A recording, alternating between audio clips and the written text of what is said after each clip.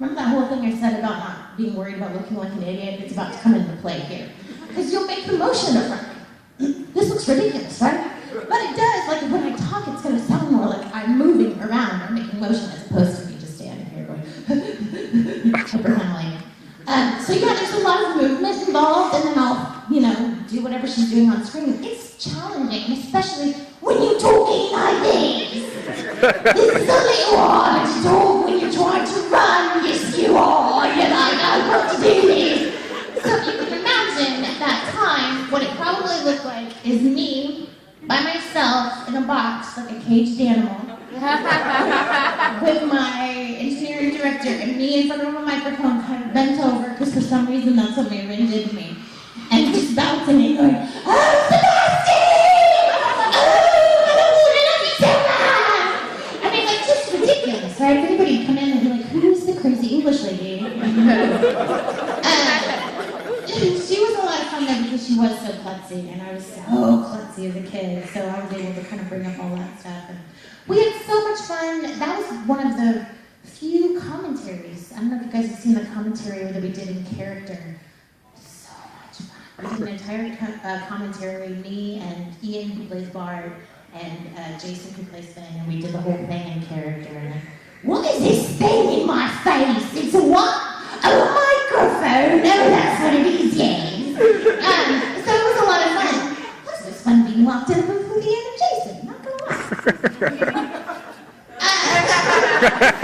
But yeah, that was a lot of fun. But it's the physicality of it. Sometimes you have to get physical and just let it all come out. And sometimes you do things 3 or 4 times because there's a disconnect between what's in your head and what comes out of your mouth sometimes. And as a beginning voice actor especially, you'll have a line read in your head and you'll think, I'm going to say it like this. And then you open your mouth and it comes out, I'm going to say it like this. Where did that come from? And you keep doing it and you have it in your head but it won't come out of your mouth. It takes a while to get over that and figure out how to get it out. So sometimes you just have to do it a few times and see what works best. Anybody else? You haven't asked a question. What was it like voicing the more emotional scenes in the Spasa OVAs from your revelation in Sundance? It was awesome. I will say this, Sakura, at first I was a little weirded out because she was so spunky and fun, and then she lost all her feathers and turned into a zombie Sakura. So at first I was like, I got gypped, what happened? But then as we went on, as an actor, it was so awesomely challenging because we didn't know at that time when we started how long that show was going to go on. We had heard rumblings of a second season, but we weren't sure. We didn't know if they were going to continue with the manga forever.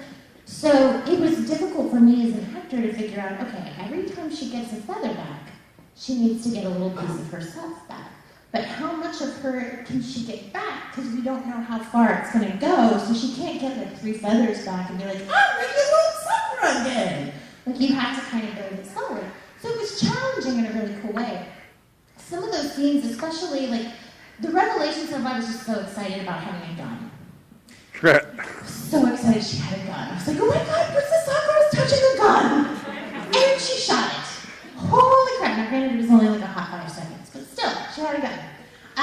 But a lot of the emotional stuff was great, and Jason Liebrecht, who played Shaoran, is such a great actor, and of course Vic and Chris, who are also part of the cast, Carrie, who played Mokana, like all of them were great guys, and I know everybody, so it was kind of fun to have this emotional attachment to your friends as well, as opposed to just the character. But with Jason, like, those lines, he's such a good actor, and he would read, there was the one scene, I think it's in the first season actually, about when she's talking about, it's like a flashback I think, and she's like, when I wake up, will you be there? And he's like, yes, Princess. I still like get a little tear in my eye. I'm like, oh, that's so sweet. So he made my job really easy. And when I would come in and do the lines first, and then he would pick up and be like, give me a hug. Like, we have this bond, because between Moonface and Tsubasa, like, we did all these shows back to back where we were just, you're good, man, you're good. Oh, I love you too. So yeah, Shaoran has a special place in my heart and all this stuff. It's awesome. Does anybody know what time it is? I don't know. Almost 12? How much time we got? 7 minutes. 7 minutes. Let's do like a lightning round. Will you keep a look on the time for me? Everybody who has a question, keep your hand up. No question, but a statement. Huh. You rock in My Little Sister Among Us. Oh, thank you. You see that already? What is it? Nakamo, right? No. Yeah, not common. Nakamo. Huh. Yeah, thank you. Best Buy kind of breaks street code. I had to say something really weird in that show. I had to say a line, and it goes a little something like this. Eat me! My breasts are like cream puffs, and my lips are like strawberries! To my director, John Swayze, who was like... And suddenly I hear all these guys changing their ringtone on their phones. Again, can't be afraid to look like an idiot. And it's not what you think, it's not a hentai. Really. Alright, so everybody who has a question, keep your hands up, and I'm going to try to go through them quick without rambling. So just again, hi, Soul. Hi. What's your favorite part of doing Soul Eater? Soul Eater, playing Tsubaki, and I was chosen by the Japanese, and I got to be like this really cool stealth ninja chick, which I never get to do because I'm not that cool. And I got to play opposite Black Star, Brittany, who's a lot of fun, and I love Brittany to death. But if it were me, I would have kicked him to the curb a long time ago. So yes. So your voice is naturally high. Does it really strain you to do lower voices? It doesn't strain me so much as it's just a little more difficult to do. Like, I can't keep this up for a long time. It's kind of the opposite. Like, real people who talk like this, It's strange to sound like this. I'm kind of the opposite of that situation. Although if I have to scream or do a lot of yelling in this voice, then it can be taxing. Yes. Okay, so what's your favorite line that you've ever had to say, and what's your favorite character you've ever had to say? My favorite line that I've ever had to say, and this is totally out of context. Selden Hyatt goes to the top of a department store with Watanabe, or I guess it's just Hyatt, and she sees a merry-go-round, or carousel, and she says, I've never ridden anything that's gone up and down and in and out before.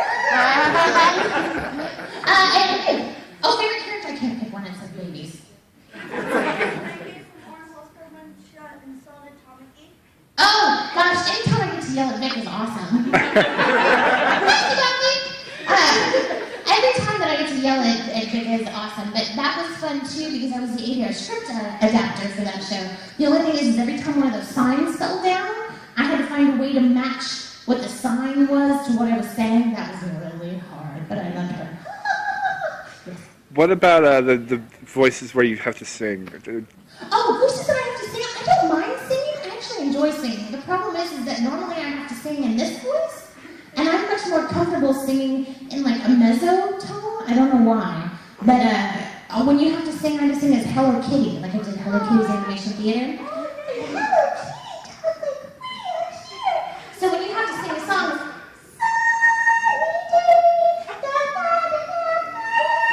like it's really hard to do, right? If I was able to sing like in my normal register, Sakura was too high. I mean, the closest you get is Speed Grapher. I think I had to sing Amazing Grace, and that was a little closer to my. I liked your when you did Son in Save Me Lollipop. Who has the question? Yes. Hi. I wanted to know how hard would you say it was to play Mayrin?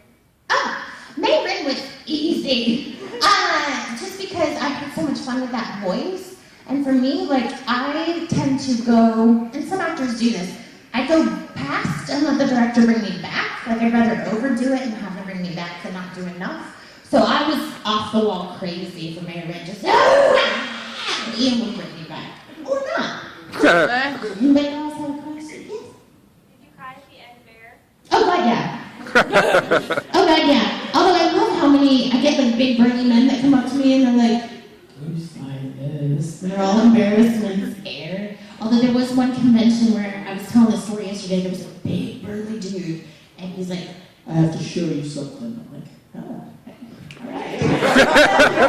He takes me to the room and he pulls up his sleeve, and this is huge Misusu tattoo, like her, the bird, and her hair, and I was like, no way.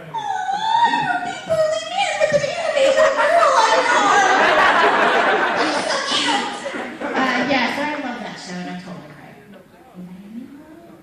All right, good, we're good. At 1 o'clock, I have another panel, and I think it's in here, and it's Meet Monica Rial, so we'll just do more of the same. So think of some really awesome questions,